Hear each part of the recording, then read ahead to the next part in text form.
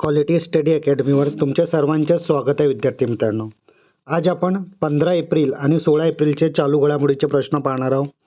हे प्रश्न UPSC, MPSC व सर्व परीक्षेसाठी अत्यंत उपयोगाचे आहे. या सिरीजमध्ये आपण एक्झाम पॉईंट ऑफ एक महत्त्वाचा टॉपिक पाहतो. तर आजचा आपला महत्त्वाचा टॉपिक आहे एप्रिलमधले महत्त्वाचे दिवस. तर जे विद्यार्थी आपल्या चॅनलवर नवीन असतील त्यांनी क्वालिटी स्टडी अकॅडमीच्या यूट्यूब चॅनलला सबस्क्राईब करायला विसरू नका.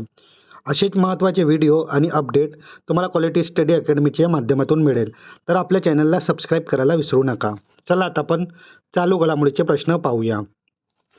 तर काल विचारला गेला प्रश्न, दिव्यांग अर्जदारांसाठी ब्रेल लिपी आणि सांकेतिक भाषा सेवा सुरू करणारं भारताचे पहिलं प्रादेशिक पासपोर्ट कार्यालय कोणतं? तर तो कार्यालय विद्यार्थी मित्रांनो मध्य प्रदेश भोपाळ येथे आहे. तर पर्याय क्रमांक 2 आपलं योग्य उत्तर आहे. चला आता आपण आजचे प्रश्न पाहूया. नुकतीच बिहारच्या 24व्या मुख्यमंत्रीपदी कोणाची निवड करण्यात आली आहे? तर सम्राट चौधरी यांची निवड करण्यात आलेली आहे. तर पर्याय क्रमांक 2 आपला योग्य उत्तर आहे.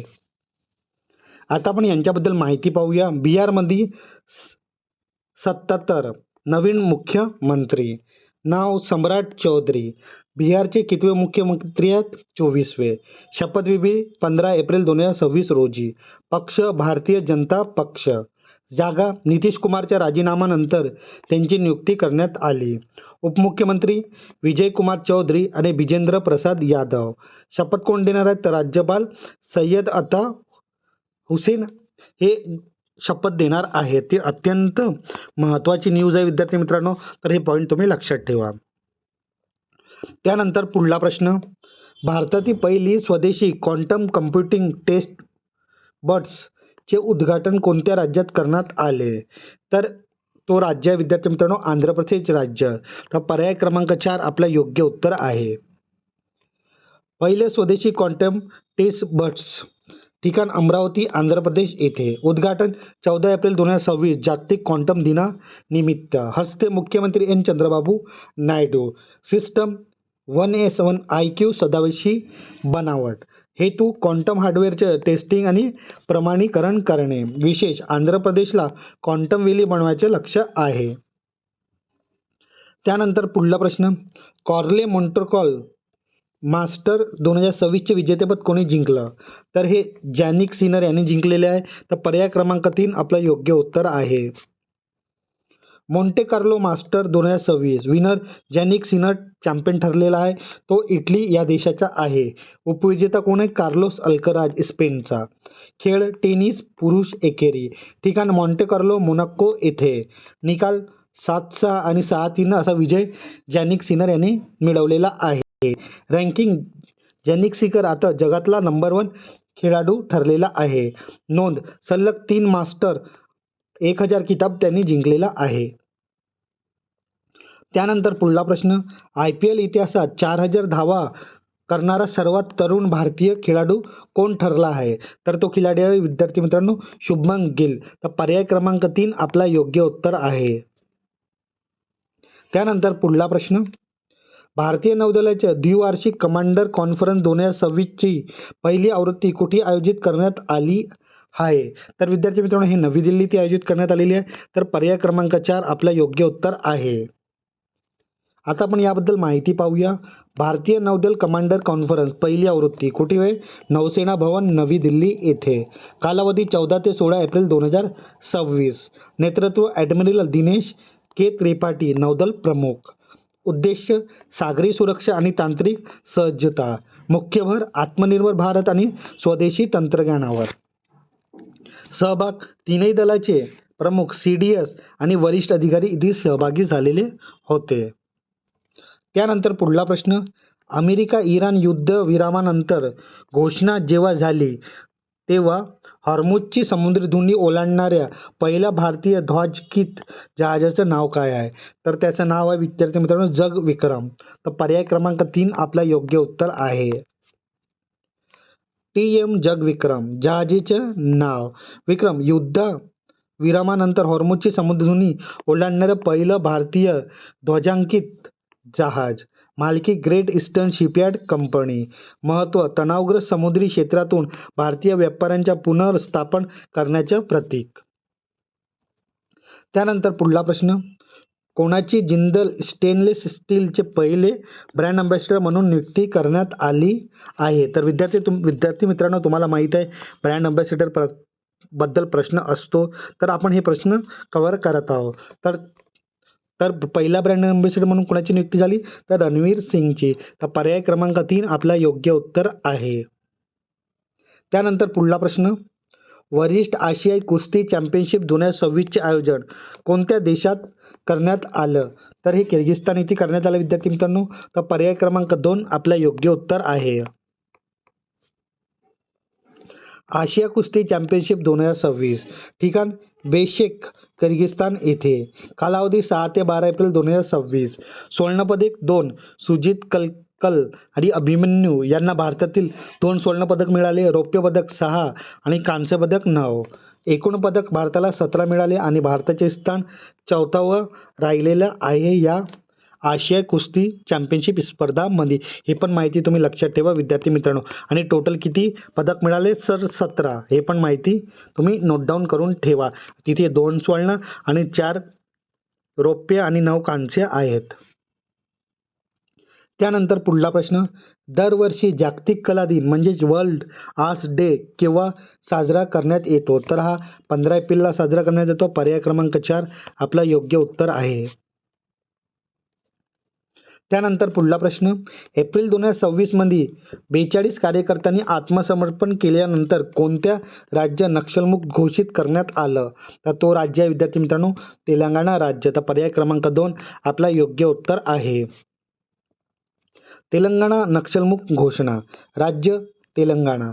घटना 42 नक्षलवाद्यांचे समर्पण.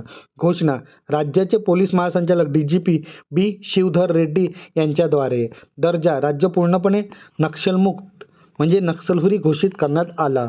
संघटना CPI माओवादीची राज्यनिर्मिती विसर्जित.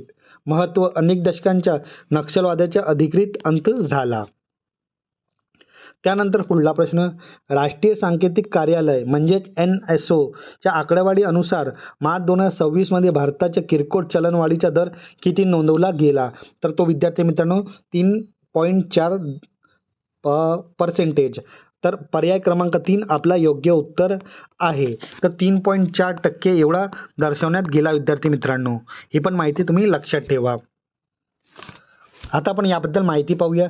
चलनवाढीचे दर मार्च 2026 मध्ये NSOचा डाटा.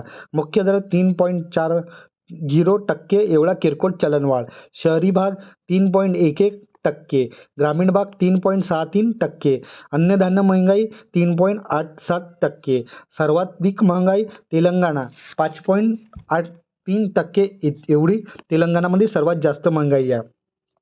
मोठी घसरण कांदा -27.76% एवढी. मोठी वाढ चांदीचे दागिने 148.61% एवढी वाढ झालेली आहे. तर हा विद्यार्थी मित्रांनो NSOचा डाटा आहे, तर तुम्ही हे लक्षात ठेवा. त्यानंतर पुढला प्रश्न, हाय परफॉर्मन्स स्पोर्टवेअर ब्रँड 18चे नवीन ब्रँड अँबॅसेडर म्हणून कोणाची नियुक्ती करण्यात आली आहे? तर ही नियुक्ती स्मृती मंदाना यांची करण्यात आली विद्यार्थी मित्रांनो. तर पर्याय क्रमांक 3 आपला योग्य उत्तर आहे. 18ची नवीन brand ambassador Smriti Mandhana. 18 brand कोणता आहे? 18 ब्रँड. त्याला काय म्हणतात? एलिगेट स्पोर्ट्स. ओळख भारतीय महिला क्रिकेटपटू. विशिष्ट विराट कोहली सोबत आता स्मृती या ब्रँडची चेहरा असणार आहे. उद्देश महिला स्पोर्टवेअर श्रेणीत विस्तार करणे. त्यानंतर पुढला प्रश्न, भारतीय लष्कराने पहिली ब्लू वॉटर सीलिंग मोहीम म्हणजे समुद्र साहस कुठून सुरू केलं आहे? तर विद्यार्थी मित्रांनो हे मुंबई इथून सुरू करण्यात आलेलं आहे. तर पर्याय क्रमांक 2 आपला योग्य उत्तर आहे. पहिली ब्लू वॉटर सीलिंग मोहीम ठिकाण मार्वे मुंबई येथे. मोहीमचे नाव समुद्र साहस. विभाग रेजिमेंट ऑफ आर्टिलरी द्वारा. प्रारंभ 13 एप्रिल 2026 रोजी. प्रवास मुंबई गोवा ते मुंबई म्हणजेच 520 एवढं नॉटिकल मैल एवढं. विशेष म्हणजे आर्टिलरी रेजिमेंटच्या द्विशताब्दी वर्षानिमित्त हे आयोजन करण्यात आलेलं होतं. त्यानंतर पुढला प्रश्न पाहूया विद्यार्थी मित्रांनो आपण. संसद खेल महाकुंभ 2026चे आयोजन खालीलपैकी कोणत्या शहरात करण्यात आलं आहे? तर तो शहर आहे विद्यार्थी मित्रांनो लखनौ शहर. तर पर्याय क्रमांक 3 आपलं योग्य उत्तर आहे. संसद खेल महाकुंभ 2026 ठिकाण लखनौ उत्तर प्रदेश येथे. मैदान KDM सिंग बाबू स्टेडियम येथे. उद्घाटन राजनाथ सिंग संरक्षण मंत्री द्वारे. कालावधी 13 ते 15 एप्रिल 2026 रोजी. आवृत्ती हे किती होती? तर तिसरी ही आवृत्ती होती विद्यार्थी मित्रांनो. आणि थीम काय होती? नारी शक्ती विकास विकसित भारत की आवाज ही थीम आहे. तर संसद खेल कुंभबद्दल ही माहिती. त्यानंतर पुढला प्रश्न. भारतीय लष्कराच्या त्रिशक्ती कोरने कोणत्या राज्यात पहिलं सीमावर्ती ग्राम सामुदायिक रेडिओ स्टेशन सुरू केलं आहे? तर तो राज्य ईशान्येकडलं आहे विद्यार्थी मित्रांनो. तर त्या राज्याचं नाव काय? सिक्कीम हे राज्य. तर पर्याय क्रमांक 3 आपलं योग्य उत्तर आहे. सीमावर्ती सामुदायिक रेडिओ स्टेशन राज्य सिक्कीम. ठिकाण ग्रंथक इथे. विभाग त्रिशक्ती कोर भारतीय लष्कर. Frequency 90.8 FM. उंची 13,500 फूट एवढी. उद्देश सीमावर्ती भागात माहिती आणि स्थानिक संस्कृतीचा प्रसार करणे. आता विद्यार्थी मित्रांनो आपण या एक्झाम सिरीज या चालू घडामोडीच्या सिरीजमध्ये एक्झाम पॉईंट ऑफ एक महत्त्वाचा टॉपिक पाहतो. तर आजचा आपला महत्त्वाचा टॉपिक आहे एप्रिलमधले महत्त्वाचे दिवस. चला आता आपण एप्रिलमधले महत्त्वाचे दिवस पाहूया. 4 एप्रिलला आंतरराष्ट्रीय खान जागरूकता दिन. 6 एप्रिलला विकास आणि शांततेसाठी आंतरराष्ट्रीय क्रीडा दिन. 7 एप्रिलला जागतिक आरोग्य दिन. 10 एप्रिलला जागतिक होमिओपॅथी दिन. 11 एप्रिलला राष्ट्रीय सुरक्षित मातृत्व दिन कस्तुरबा गांधी यांच्या जयंतीनिमित्त. 12 एप्रिलला आंतरराष्ट्रीय मानवीय अंतराळ उड्डाण दिन. 14 एप्रिलला राष्ट्रीय अग्निशमन सेवा दिन. 15 एप्रिलला जागतिक कला दिन. 16 एप्रिलला जागतिक आवाज दिन. 18 एप्रिलला जागतिक वारसा दिन. 19 एप्रिलला जागतिक यकृत दिन. 22 एप्रिलला जागतिक वसुंधरा दिन. 23 एप्रिलला जागतिक पुस्तक आणि कॉपीराईट दिन. 24 एप्रिलला राष्ट्रीय पंचायत दिन. 25 एप्रिलला जागतिक दूरध्वनी दिन आणि 25 एप्रिलला जागतिक मलेरिया दिन. 26 एप्रिलला जागतिक पशुवैद्यकीय दिन. 26 एप्रिलला जागतिक बौद्धिक संपदा दिन. 28 एप्रिलला कामाचे ठिकाणी सुरक्षा आणि आरोग्यासाठी जागतिक दिन आणि 29 एप्रिलला आंतरराष्ट्रीय नृत्य दिन. हे विद्यार्थी मित्रांनो हे खूप महत्त्वाचे दिवस आहेत. तर तुम्ही हे दिवस लक्षात ठेवा कारण की येणाऱ्या एक्झाममध्ये याबद्दल प्रश्न असू शकतो. आणि एक प्रश्न तुमच्यासाठी असतो. तर आजचा प्रश्न क्वेश्चन ऑफ द डे तुमच्यासाठी आहे. आशा भोसले यांना दादासाहेब फाळके पुरस्कार कोणत्या वर्षी प्रदान करण्यात आला? तर ऑप्शन तुमच्या समोर आहेत विद्यार्थी मित्रांनो. या प्रश्नाचं उत्तर नक्की कमेंट बॉक्समध्ये द्या. चुकल्या तरी काही हरकत नाही. येणाऱ्या व्हिडिओमध्ये आपण याबद्दल माहिती पाहणार आहोत. आता विद्यार्थी मित्रांनो आपण आपल्या क्वालिटी स्टडी अकॅडमीच्या यूट्यूब चॅनलवर जे डेली करंट अफेअर्स सिरीज घेत आहोत. ही सिरीज तुम्हाला कशी वाटत तुम्ही नक्की कमेंट बॉक्समध्ये सांगा. हे सिरीज तुम्हाला आवडत असेल तर नक्की लाईक करा, शेअर करा आणि आपल्या क्वालिटी स्टडी अकॅडमीच्या यूट्यूब चॅनलला सबस्क्राईब करायला विसरू नका. धन्यवाद.